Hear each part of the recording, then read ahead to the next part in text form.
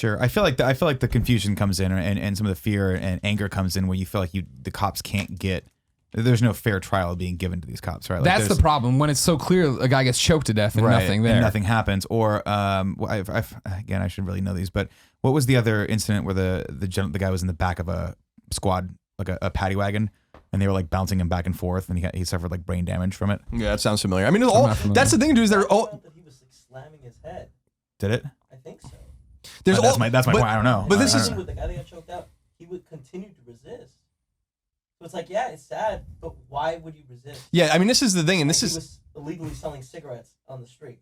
Yeah, not worthy of a death penalty, certainly. Right, maybe a ticket, but like, and New York City cops. I mean, I come from New York. They very bad reputation.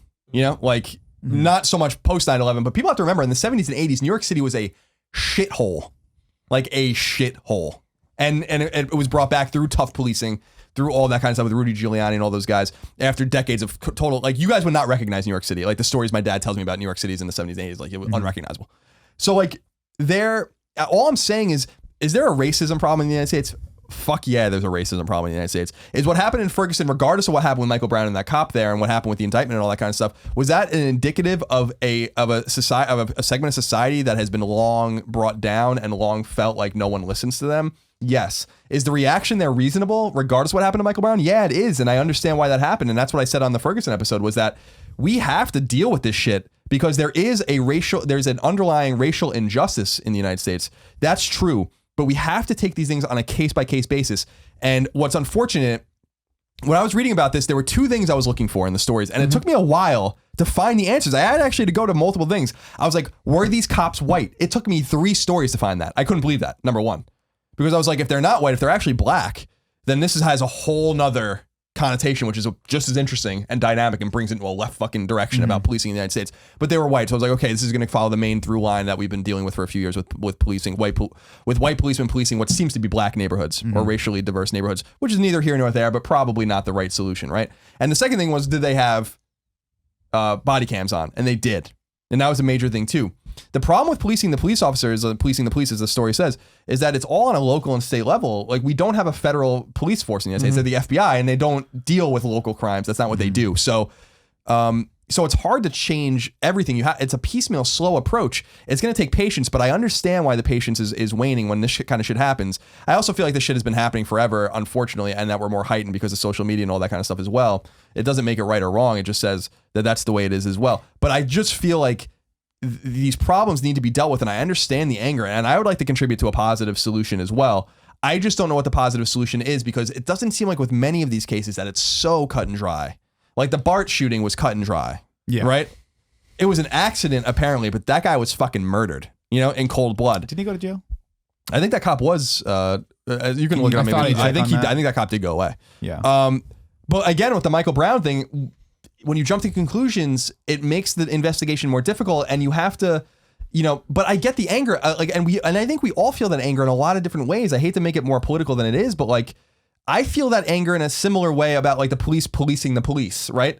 Like Hillary Clinton or the FBI, like Hillary Clinton, not indicted, just not indicted by the FBI and by the Department of Justice. There's nothing shady about that either. When there's no outside, of course they're not going to go after the Clintons. Of course they're not. But if you did that, you would go away.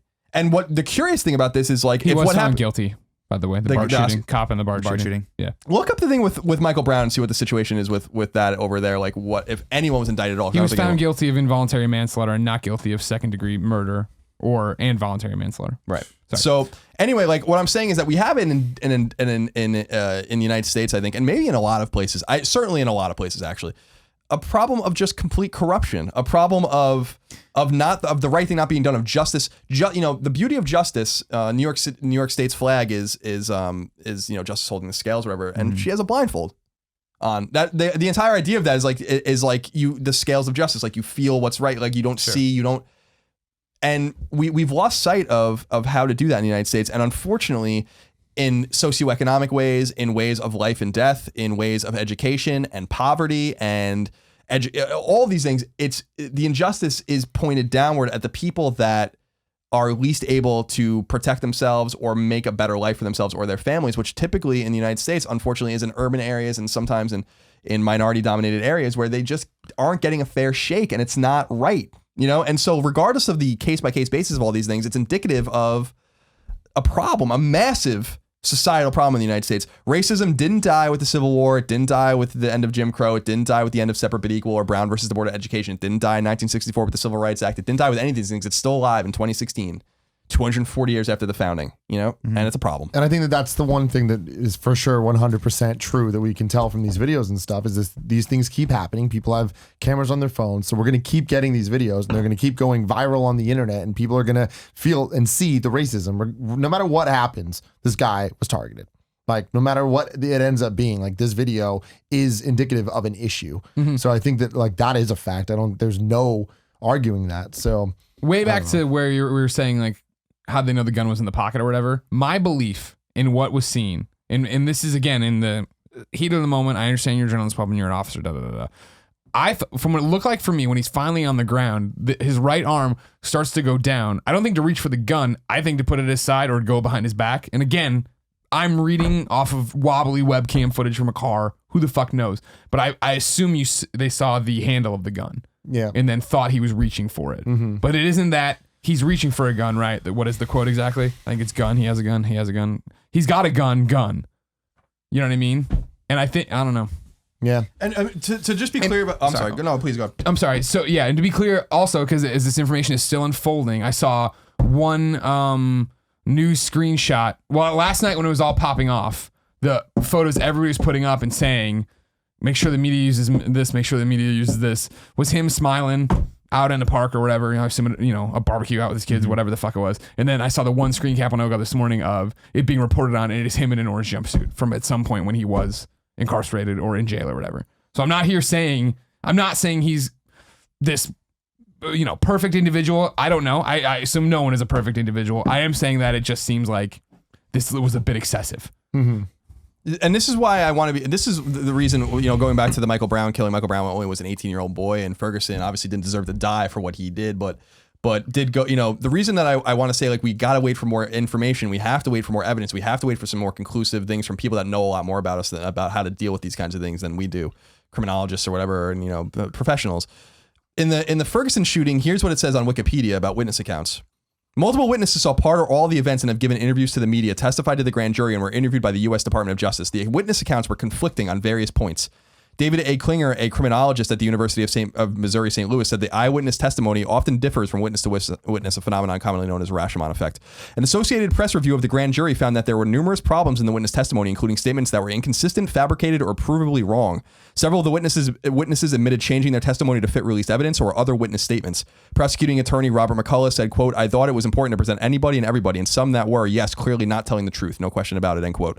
The Department of Justice investigation into the shooting determined that witnesses who corroborated Wilson's account were credible, with while those who contradicted his account were not. The witnesses that claimed Brown was surrendering or did not move toward Wilson were not credible. The report stated that the claims were inconsistent with the physical evidence, other witness statements, and in some cases prior statements from the same witness. No witness statements that pointed to Wilson's guilt were determined to be credible. None from the Department of Justice. 24 statements were determined to lack any credibility, while 8 which were found credible corroborated Wilson's account. 9 did not completely contradict or corroborate Wilson's account. Several witnesses reported fear of reprisals from the community for providing evidence that corroborated Wilson's account. So this is why you don't get into this problem, because I don't know if Wilson really shot the man or not, but the Department of Justice, the federal government, came in and said that this guy didn't do anything, and or at least they don't have the information that they need to beyond a reasonable doubt to even indict the man or think that they're going to get that and all that kind of stuff. So all I'm saying is that this is another component of the problem, is like mob mentality, mob justice. This happened, we immediately jump to conclusions, all this kind of stuff. I'm not saying that these guys didn't do anything wrong. I don't know. That's the thing. I don't know. Again, another perfect example of that is like what my statements earlier, right? Where I know the very first day facts of the case. I have no idea how they played out, right? Yeah. I have no idea who got indicted for what, right? Because I don't know. I don't take the time to actually figure it out. And that's why to your original point of what can we do, we can keep talking about it because that's what we have to do. We should have Kevin look those up right now, and we should be able to figure out who went to jail for what and whether or not that was rational. Like Colin, that blew my mind. I thought those guys, I had no idea that's how the case in Ferguson ended. Because we all got distracted by something else. Or we all got distracted by the other. We also all made assumptions. I certainly made an assumption. Right. I was like, that guy fucking murdered that dude. Everyone saw it. And that's the end of that, And what I realized is that we could take some sociological things out of what happened there. We can take some racial things out of what happened there. We can certainly see that there's a boiling point in the United States in these communities for sure, regardless of what or what didn't happen to Michael Brown. But what we know based on the local and state police and what we know based on the federal government and the Department of Justice, which is quite insistent on going after people that have civil rights violations and all these kinds of things and hate crimes and stuff like that, found the man that they didn't even want to indict him. And that's important. And it's sad that a lot of people don't know that that happened. In fact, I really remember not knowing that until like a little while ago, where I was reading about it. I'm like, what? You know, like, and that kind of changed my mind on it. That's why, like, I don't want to go, if the topic is racial injustice, if the topic is there's an uneven playing field and all these kinds of things, fuck yeah, there is. Of course there is. It's demonstrable every day in the United States. Everyone sees that. If that man was white, that might not have ever happened at all. Those police officers might have went at him in a very different way. All of that's true. Mm-hmm. All I'm saying is that let's just wait to see what the fuck it says. For the record, in my mind, the topic is why do black people keep getting shot and cops keep getting away with it? The answer, I believe, is in here in terms of what reasonable doubt, or not reasonable doubt, what excessive force is based on this Graham versus Connor thing. Because that's what I didn't understand in terms of whether it's Michael Brown, whether it's what's going to happen here, whether it's what happened with the dude who got choked in New York, right? I don't understand how it keeps happening. Yeah. And this answers a question for me. I mean, the big thing there, I mean, this guy getting shot, why did he get shot? Like, what is the excuse, the reasoning for why he got shot? Like, what could the cops possibly say? It's like, oh, he was reaching for a gun and we were protecting the people around him. Is that why he got shot? Or protecting themselves? But like, even then, it's like, but my question then is like, why 4 or 5 shots? Like, how? They're trained to do that. To shoot over and over again. When you pull out a gun, it's to end the situation. Yeah, It's not, I'm going to shoot him in the leg. I'm going to shoot at the biggest part of their body. Can people hear you? You're saying good things. If it's part of the show, I mean, like, I had a friend whose father was a cop and recently passed away. Right. And like I asked the same question once, and he was like, "That's what we're trained to do. When we pull out a gun, like, shooting is hard. Aiming at someone is difficult. You aim at the largest part of their body, center mass, and you empty your clip. That's what you're supposed to do. That's what they're trained to do. And it's, I mean, yeah, again, it's unfortunate. And you know, Colin, your point is very, very valid, right? Like, jumping to conclusions is dangerous. And your other point of, there is an undercurrent of racism in this country still. And that's how, you keep seeing this over and over again, because that is the mentality that people, that I believe white police officers have when dealing with black people, is that you go in assuming that that something bad is going to happen, right? And again, I fully realize that is an impossible situation that anyone's being put in on either side, right? I mean, you're talking about human beings policing other human beings, which is really, really difficult. I don't know that it's possible to get it right 100% of the time. But I do know that we, by talking about it, by researching and knowing the facts and understanding how all these situations play out, we can get a little bit closer to understanding how to solve the problem. Yeah, absolutely. I mean, it reminds me, it's so interesting, because not that it has anything to do with race, but it has to do with topics of justice and topics of mob mentality versus doing what's right. I was rewatching with Aaron recently, John Adams with Paul Giamatti, which is based on a David McCullough book, fantastic series on HBO miniseries, fantastic book. David McCullough is a fucking hero amongst historians. The guy's really a fantastic writer. And he talks in the first episode the first episode is about the Boston Massacre, which happened in 1770. And for people that don't know what happened, basically British troops stationed in front of a storehouse or something in Boston opened fire on a group of protesters, a group of colonial protesters. This is 5 years before Lexington had conquered. Like, things hadn't really gotten violent yet. Mm-hmm. And they kill 5 people, including a child. And the British soldiers there are automatically deemed guilty by a very hostile Boston community. These people are already, the Sons of Liberty have already been founded. A lot of these people are already separatists, and they don't want, there's a lot of fear that these people can't get a fair trial. And John Adams steps in and says, I'll represent the soldiers. No one will represent them. No one will represent them. No lawyer will represent the soldiers, because they all don't believe their accounts and they all don't want them to get off anyway. And John Adams is like, what's important here is not our narrative, but what the fuck actually happened, because it strengthens our case later, that we believe in the rule of law, that we believe in checks and balances, that we don't just go after these people and fucking string them up and hang them when we don't have all the information. And what ended up happening in the Boston Massacre, those soldiers didn't do anything. Like, Well, it's not quite as cut and dry as that, but like it so happens that those soldiers were egged on, that they were attacked with clubs and attacked with snowballs with rocks in them, and someone might have in the crowd might have shouted fire, and there was confusion and all those kinds of things. But that only came out when someone did the right thing, and so people made assumptions or wanted a certain verdict, but it wasn't so. And so even though that has nothing to do with necessarily Black America, nothing to do with contemporary politics, it's a good example of why that later on, years later, strengthened their cause. And help them, because they said, like, we did the right thing by these guys, even though we fucking hated them. We hated those fucking redcoats. We hated them.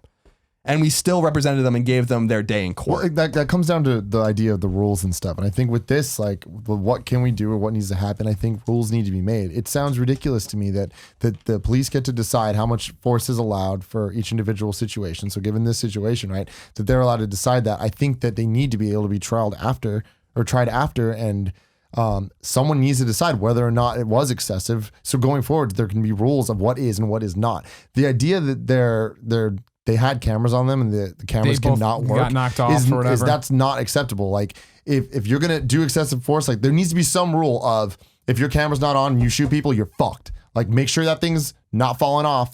And I get that there's situations, and I get that you're wrestling, whatever. Make sure the cameras are better. It seems convenient that they both got ripped off. But it's also a case of like, is this the first time that these body cams were used in this particular city, or this type of body cam was used in this jurisdiction? And they learned something that they didn't know about. Exactly. No, and fair enough. But I just think that that stuff needs to be looked at, because to me, hearing this, it's unacceptable that the body cams that are supposed to be able to tell us everything can only tell us things halfway. And again, there's so many things that could have happened that is completely in the cops' favor, that it did fall off because they were wrestling, and we see them wrestling. We see that should happen. Exactly. But we need to figure out next time so that doesn't happen. I would still like to see that footage though, right? Because I would still, like, how far off could it have fallen? Like you're assuming it's something that's somehow tethered to the body. So if it fall out, they have it. And also, is there more audio? Is there more? I guarantee there's a lot, there's. I mean, man. those are key pieces that we haven't seen yet. I guarantee they'll be. And that's what I'm saying, dude. We need somewhat illuminating. And I'm sure the Baton Rouge Police Department and the federal government now, I'm sure, is involved completely. Is there? And what they have to do is, what happened before they arrived? Who is the fucking 911 caller? Like, because by the way, there is a minor culpability with the 911 caller if that guy didn't draw a gun on someone, because those guys went in heated and ready for a fucking fight. And if that never happened, then that guy is responsible for the outcome of that. So that's or that girl is responsible for the outcome of that. So if that really did happen, if that guy really did draw a gun on someone, that's fucking serious, And that changes the whole, like, so that particular call is important. Also, like, the different cameras and the different angles, the dash cam, the witnesses, the store owner, we need all of that information. My gut instinct tells me that these guys are going away, Or at least one of them, whoever the shooters, but who the hell knows, man? Based on this evidence, I'm looking at this thinking the opposite, right? I'm looking at this thinking they found a gun, probably that was probable cause. That's them defending themselves. They're gonna get off. I'm not saying that they should. I'm saying looking based on how people have gotten off before, I guarantee. And here's the thing. I'm 60-40, you're 40-60, right? Yeah, right. Not good enough. Right. It's just not good enough. I know. We need 99.9% likelihood. We need 99% likelihood. We need a beyond a reasonable doubt. That's the only thing that matters. And so and I'm sure there are the boots on the ground doing hard work that's necessary. Let them do their work and let them figure this out in an honest way. And that's what they did in Ferguson. And that's what they're going to do here. And that's what they did with Eric Garner. And that's what they did with the BART shooting and all those kinds of things. And the outcomes, this is the thing I'm saying is that the outcomes are all different because they're all fucking different situations. Yeah, 100%. The only through line is what is probably perceived as accurate, which is racism, right? Mm-hmm. Would that man have been approached differently if he was white, even if he was Latino, than if he was a black man in Baton Rouge? Is this a black community? I don't know. I don't know enough about it. I know Baton Rouge overall isn't a black community. So is this part of Baton Rouge a black community? If so, why are there white cops? Is there some sort of hostility or some sort of tension between them? Well, there's a bunch of this takes so much time, to figure this out. And I'd rather just do it right. Sure. So that's where I stand. Three things I want to toss in real quick. Two are just in this part of CNN's article. For the policing the police thing, I Googled the Seattle, what they changed their excessive force to, right? And what I found was actually an article reporting on the fact that a number of Seattle police officers were suing to change it back, saying that this was micromanagement and they can't be in their jobs in the heat of the moment. You can't run through a checklist of 50 things to figure out if you can pull your firearm, otherwise you're dead. I wanted to put that out there. I hit up the reporter from, I think it was the Seattle Times, that wrote about it. He hasn't responded back to me yet because you know how hard it is to pin down an ever-changing story if that ever happened. what I like from this, again, it's the owner of the store, right? Triple S Food Mart. But Sterling was known as the CD man, a laid back guy who would sell tunes and DVDs outside convenience store where he was shot, according to local media. Goes on about how he was a respected man, loved in the community, so on and so forth. And then Abdullah, what do you want to say there? Muflahi. The owner of the Triple S Food Mart said he saw the officer slam Sterling out of the car. Quote, they told him not to move, he said. He was asking what he did wrong. He said the officers then used a stun gun on Sterling at least once before the shooting. They got on top of him, ordered him not to move. Closest one gun, we cover all that stuff. But here, this is, I find interesting. Muflahi had said that he'd known Sterling for 6 years and never saw a confrontation between Sterling and anyone. Sterling never got into fights, he said. And the store owner said he wasn't aware of any incident Tuesday that would have spurred the 911 call. Quote, just 5 minutes before he walked into the store getting something to drink, joking around, and we were calling each other's names. They were just having a good time. Back to this, Sterling has had encounters with law enforcement before. In 2009, he was charged with carrying a weapon, a firearm, while in possession of a controlled substance, marijuana. He pleaded guilty 2 years later and was sentenced to 5 years in prison. Great drug laws and gun stuff we have going on, with credit for time served and recommendation of work release and drug treatment. Sterling had pleaded guilty to other charges in the past. There was no evidence that officers who responded to the convenience store early Tuesday were aware of his criminal history. Yeah, there's so much more to this story, man. Like I that's what I'm saying. Like this isn't all the information. That 911 call is the fucking canary in the coal mine, though. Like about like one way or the other. One way or the other. Something happened, or it didn't. But this is the thing. It's like this is why this topic would have been better like next week or in 2 weeks in a way. Well, I appreciate that we're talking about it now. We should follow up on. I mean, honestly, think that's the whole my point. We should earmark this, follow up with it, and have another discussion based on what we've happened. Like the thing is, it's not you can't just let these things drop, right? And that's what we always did. When we talked about gun control, was it 2 weeks ago? I said that we were all going to forget about that because something else is going to happen. This is the thing that happened. Here we are. Yeah. This is what's happened, right? So like those, I mean, again, as far as pressing issues, I don't know which one's more important, but I mean, they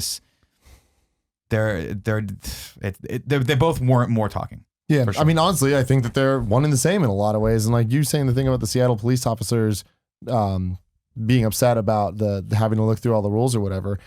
No disrespect to any police officers, because I'm sure there's a ton out there to listen to this, but my thoughts on it are these random people that are getting shot don't have any list to go through. You were being a cop. You have rules to follow. Mm-hmm. You were the ones being given guns to police the situation. If you die, that is the risk associated with being somebody protecting people from scary people, right? Like, of course, I don't want you to die, but do you guys get what I'm saying there? No, I understand what you're saying. No, I think you're Criminals right. have no rules. Cops have to have exactly. rules. There has to be. And like you cannot take somebody's life because you feel threatened if you're not going to allow yourself to make sure that you are following the right rules to be able to take their life. Yeah, I mean, there definitely have to be rules. There has to be consequences, and this is the main. And this is why I like what you were talking about with the policing the police, which is that there has to be like some sort of independent tribunal that has nothing to do with the cops because they do notoriously protect themselves. They have to. There's you can't like, and that's the problem is you can't come out and say like you don't try like to the radio announcer's point. The counterpoint to that is the risk is that you're risking destroying all the trust of the people that are next to you trying to save your life if you go out there and say that guy was wrong, right? Right. And I know that's a shitty argument and it's a terrible argument, but I understand why that would be made. Sure. Right? If you are going out there day and night and putting your life on your line and you've got to depend on these other people, you want to know that they have your back no matter what. And it's shitty because it allows all these situations to foster and come to fruition. But I sort of understand that argument. But the radio Colin's announcer also, I mean, that it's bullshit for him to get so angry and do that whole thing because it's like him saying, "I'd call out another radio announcer." No, you wouldn't. That's not how this works. And just being he angry would, but he about it. probably would because it would get him better ratings, and that's a whole other terrible argument. You're right. Yeah, that too. But you know, and that's the problem, right? Is that I mean, not that I distrust the internal affairs department. I don't know. I'm not educated enough to understand the inner workings of that. I know they do their jobs. It's just I know that there's a lot of when it comes to this, there's a lot of pressure to find people not guilty. I would imagine there's a lot riding on a guilty or non-guilty verdict when it comes to a police involved shooting. Those factors never factor in when it's just a civilian shooting another civilian. It just doesn't happen, right? If I shot you, I would probably get a fair trial, mostly because I'm white. But there's also not the pressures of saying like when you're trying a cop, you're trying the entire institution of police, right? And there's something to be said. A lot of weight that comes along. It's something to be said, I think, too, that the only time it feels like we hear about internal affairs is when they fuck it up, or there's their corruption scandal, or there's this thing. I mean, like every day at thousands, millions of police stations patrolling the millions of bridges in America.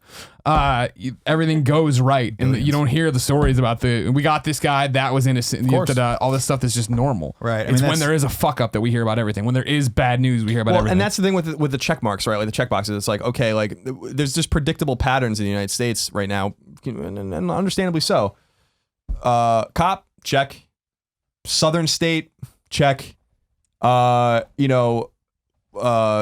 man being shot, check. Yeah. In area, maybe impoverished area, or there's some story there. Check. When you check all those boxes, then you're like, okay, there's going to be a maelstrom here because this is a bad situation. But I just feel like justice. There's no room actually for feelings in justice. There really isn't. Like that's not how it works. So we just need again, it goes back to the argument maybe before 60-40 or 40-60. I mean, that's where we are right now. That's not nearly enough information. We need more information. Kevin, where do you stand on this? Get on the microphone, big guy. My biggest concern is whenever these things have happened, we see people fighting back, and it's like, I don't understand why people fight back. Like I get. You mean the struggle? The struggle, right? I thought you meant the protest. I apologize. Yeah. Yes. No. Sorry. I mean the person getting arrested. There are cases where we like with that woman that clearly got beaten, and doesn't make sense. But like there's when a police officer, when someone with a gun tells you to not move, don't fucking move. Like even if it's that doesn't end well. No. And it's a dangerous situation to be in. Yeah, sure. and it sucks, and it's. Like this guy looks like he had a gun on him. Sure, they went too far. But at the same time, you have to remember those police officers, regardless of whatever, like they're coming at you, they have a gun and they're legally allowed to use that if they feel like they're in danger. And that's the system that we all agreed to, to follow those rules. Right, yeah. And I feel like that's where my knee-jerk response to you, and why I wish I could find the article that I'm looking for that I saw today or whatever, would just be and I'm not saying it's right or wrong, but I guess it comes from my privileged situation I've had with police over and over and over again, where I'm a minor in possession of alcohol, I'm throwing a party, sir, yes sir, no sir, you know what I mean? And I'm off the hook. The way you acted in college, if you'd have been black, you would have gotten shot. Well, yeah, I mean, yeah, there would have been a lot. There would have been a lot of problems, sure. I'm sure, and that's the thing, I guess. And I feel like, and I don't know because I can't speak, but I would assume. I mean, it was weird to be watching this after 2 days of marathoning the O.J. Simpson Made in America documentary on ESPN. Watch that. It's so good. And I think it's episode 1 is all about, it's really all like O.J.'s fucking playing college football and everything else is fucked all around him and police brutality and this. And of course, then we get into Rodney King and all this stuff. And hearing those people talk about how the situation escalates, right, is the fact that it's just been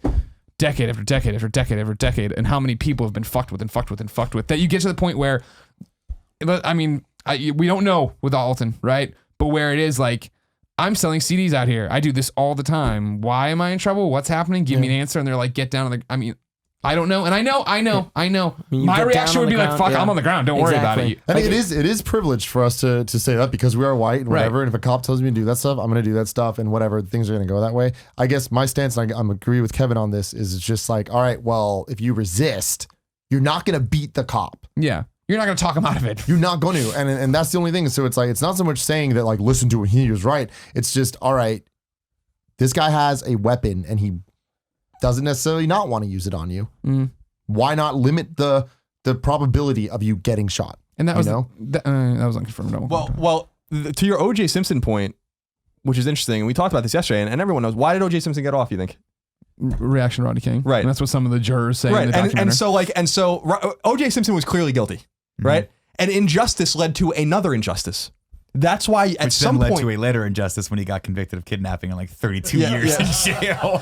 Right, but it's like, so you know what I mean? It's like injustice led to injustice. Sure. What happened to Rodney King was inexcusable. That led to an entire situation in LA, the likes of which modern America has never seen before. People have to remember, that was and you know because you were close to it. I remember in that, modern, and like it was completely fucking lawless. It was chaos in a part of the United States for days. That's like unheard of. In LA. Yeah, totally unheard of. So like that led, so Rodney King already led to this massive injustice where people were getting fucking killed and robbed and all this kind of stuff, and you can read all about that. It's very interesting. But then that led to O.J. Simpson getting up because that was a direct reaction to that, and that was another injustice. And in other words, someone's got to stand up and just do the right thing regardless, right? Those cops should have went away. If that happened, the whole Mark Furman bullshit later on and all this kind of stuff we dealt with O.J. Simpson would never happened, Right. So, Mark Furman, of course, a full blown fucking racist, but that's what I haven't seen the documentary, but that's what they try to paint him as, right? Yeah, in the jury. And so like there's all these tendrils that are there. So it's actually kind of an interesting thing that's on now, because it just shows us the racial injustice is so how far we haven't come. And exactly how far we haven't come, and that we can't let the shit paint us forever, because then nothing gets done and the right thing doesn't get done. And since the right thing wasn't done once, it wasn't done again. In that situation, that happens over and over and over again. So we have to just take things on a case by case basis, which I think is really essential. But also not ignore the underlying societal and economic problems that are in the United States with race and with poverty and all of those kinds of things, and how this leads to incarceration of black men, how this leads to fatherless children because their dads are going away for fucking nonsense, 3-strike laws and fucking marijuana possession and all this nonsense. It does not matter. It does not matter. It's not your business if someone's smoking weed. Who cares? There are bigger fish to fry, So there's so many issues that get to the heart of this that I think we can learn from. It's just that we refuse to learn from history. We refuse to learn from history. I made a joke on Podcast Beyond. We did Podcast Beyond 450. It was a joke, but it actually is quite prescient to what we're talking about right now, which is, and I don't mean to make light of this or whatever, because that's not it at all. At the end of the podcast, I said something about, we used to say how we had hypothetical abortions on Podcast Beyond. It was like an old joke or whatever. And I said I needed to have a hypothetical abortion of my food baby at the end of it. And everyone laughed or whatever, and people were like, oh, someone's gonna be offended by that. And I'm like, do you remember when the dentist shot the tiger or whatever in Africa and everyone was mad at him? No one can even tell you what that fucking story is about anymore. Because the next, and first of all, like, it probably wasn't worth that much outrage, I gotta be honest with you. 2 weeks later, there's something else. Exactly. At some point, we gotta put our boots down. We gotta put our boots down. We gotta fucking dig in and not let the mob mentality or the lack of justice, but rather what actually happened play out. And then we get to the bottom of it. And if we do that on a case-by-case basis, everything's fine, but we refuse to do that. And it's a social media, the internet age. And this is what I've been saying. I said in the first, I think what it was interesting, because I went through the comments to try to narrow down to when I was talking about all this stuff. And because there was even, I don't have even the one where I'm like, this happens all the time, we forget about it. And I was like, it's like every 9 months. And what somebody pointed out in the Stop Being Racist episode is that it was July 29th, 2015. And the last time we had a topic like that was August 25th, 2014. And here we are at the beginning of July 2016 having the same topic. It's just this never fucking ending cycle of the same thing. And yeah, but the hope, right? And granted, it's probably not this way in practice, but the hope from my perspective is the bigger this becomes on social media, the more people want to talk about it, the more likely there is going to be a fair trial that happens, right? The more under a microscope this trial is going to be, and the more you would hope people take more responsibility and pay closer attention to it. I would hope. I think that's the hope. But I just don't know. I mean, the jumping forward here to where we are right now with Alton is the fact that there are now at least 2 video cameras on this while it happens, dash cam as well, all these other things. Maybe we are learning, maybe things are changing. Kev, what do you got to chime in with? So there were 2 trials recently. What happened to the case the guy threw the gun down and clearly planted a gun? That I haven't heard anything from. I don't know if that's gone to trial or not yet, but we should look that up. But there was the other trial with the guy in the van. Yeah, did you remember the van? What the conclusion? I mean, like, I watch the news every single day. Yeah. So I remember they all got off. Well, Albert Einstein over there running the board. I didn't know. We should look this up. No, the van one was Albert Einstein loved MSNBC. But, are you saying those aren't fair trials though? I don't know. I mean, I don't know if it's a matter of fair trial as much as people assume it's a matter of there's some level of corruption when it comes to police who are accusing other police, right? Or where you're not really going to get a great in the case of the van, you're not going to get a great eyewitness because the rest of the guys were cops and clearly in on it, right? And so when a guy's locked in the back of a van and 2 cops are driving it, who's to say what happened? That I think is this is a perception of how there's an unfairness element that's in play here. I'm going to look that up real quick because I really do want to know how that ended. But the accusation was that they put him in the van without a seatbelt and bounced him around until he got basically brain damage. Okay. Very recently, the driver of it, who had the highest, the most things against him, I don't know. Right. Like worst crimes were Most on charges. him. Most charges, yeah. Thank you. He was acquitted. So like, Was he? Yeah, and there were That's a tough one to two swallow other on that ones. one. I mean, but the evidence was on his side of it. Or there wasn't enough evidence. And that's the problem. No, there was like people. People let did me look at the research. conclusion before I misspeak. Sorry. Yeah. I don't want to argue with you. If No, you're right, you're I right. know, but and same thing with the Ferguson, the Michael Brown, like that kid had just robbed a convenience store. Yeah. Earlier, like. And what was sad about that? And that's why there was someone out looking for him. Right. And what's so sad about that thing with Michael Brown and why when those facts started to come out is even though, and that's the thing when you have a preconceived notion of what's supposed to happen or you want something to happen, you just want justice, whatever that means. When it came out not too long after that, he robbed that fucking convenience store. No one cared. Or like a lot of people were just like, it doesn't matter. He was still shot and killed. And I'm like, but it does matter. You know, like it doesn't necessarily mean he should have been killed, but it paints the picture of the cop's head about what he's looking for and what he's dealing with. Is the man armed? Is he hostile? And all these kinds of things. That does matter. And that's why with Ferguson, I jumped to a conclusion and I think I was right in many ways, but not in terms of what that cop did. Certainly not. And so I don't want to jump to any more conclusions with this shit. I don't. I just don't. I got burned. Right? Like, doesn't mean what I said was wrong. It doesn't mean what I said was wrong about the nature of Black America, about how they're held down, about how they're discriminated against, all those kinds of things. Of course, that's true. But we did jump to a conclusion. It's Freddie Gray. He died. Yeah. Yeah. Sorry. His like neck was broken. Yeah. Hold on. From being bounced around in the back of the van. Right. Or from bashing his head. Or from Sure. bashing his own Sure. head. Sorry. No, it's okay. I just. No, this is why we're looking it up. Yeah. I don't want to misspeak. So You then- guys can. Sorry, I apologize. Go ahead. Tim, Hmm. how do you want to handle this? That was a long first topic. How I want long to was break an hour, a little over an hour. All right, yeah, we probably should break it into two. Okay, cool. So then, how the sausage gets made, ladies and gentlemen. Can I, for topic 4, do the ad at the front? Mhm. Okay, cool. Because I know they Yeah. can't be at the end. I just want to make Well, sure. it could be the end of. It could be at the end of the next topic that we're about to do. Topic Well, no, 3. because then it would be because you gave me 2 ads. You're right. Yeah, so I have to start both. Okay, cool. the So they'll next have to be topics. back to back. No, I'm Okay, going to start you're both starting 3, topics. starting 4. I just want to Go for it. we're not we're not putting ads on. Nope, the absolutely first- not. Okay, well, why not? This is fun. People like seeing this kind of No, stuff. keep it in. Keep it Keep it Kev. in. Come on, Kev, have some fun. Did you find your information yet, Nick? Yeah, they were all acquitted. They were all acquitted. Yeah. But why? I'm looking through it. There was 5 of them. That was 6. So, I mean, you Watching are, the- you are, watching you the- are correct. I'm sorry. 3 of the 6 officers are charged What? with involuntary manslaughter. I And one of watched- those. I was gonna say not watching the news carefully enough, but you were watching I carefully enough. literally Albert watched Einstein. 2 to 3 hours of news every morning. Give me a pound out there. What? I don't know. How much you sleep? He doesn't. Very little. God. Well, so Paula wakes up at 6:30. Yeah. So I'm awake. Give me a high five also on the on just this topic because I thought it was a really good topic. Oh, thank you. God, oh. You really fell for that? Well, did you think it was a good topic, or were you? No, it wasn't good. It wasn't good. You son of a bitch! Oh man! I really thought I was gonna high five. No, I did not expect that. God damn wow. it! That was good, Colin. Thank you. How we doing, Nick? Need a little levity right now. I'm just looking. Sorry. Looking, No, you're fine. You're fine, big guy. Who do you want to cut? I don't mind being cut if you guys want to. Okay, cool. But I want to. I want to conclude what we got here. Give me 1 second. All right. September was decided back. Let me go last. You want to go last? Yeah. Okay. Feels right. Aftermath. I mean, whatever you want, but All right, we're dragging here. I don't know. Nick's trying to figure out this final thing here. They were suspended without pay on April 1st. Police commissioner. Shit. He just doesn't believe Kevin.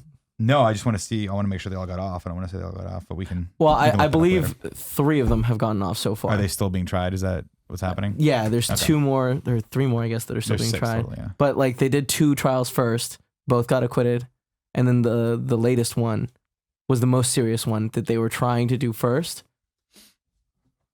Got acquitted, so Okay. it so looks like they're all going gonna to get off. It's unfortunate. I mean, it's only unfortunate if If something they if, did if something there was, wrong, yeah, and the sure. evidence. It's saying they didn't do Yeah. anything wrong. Right.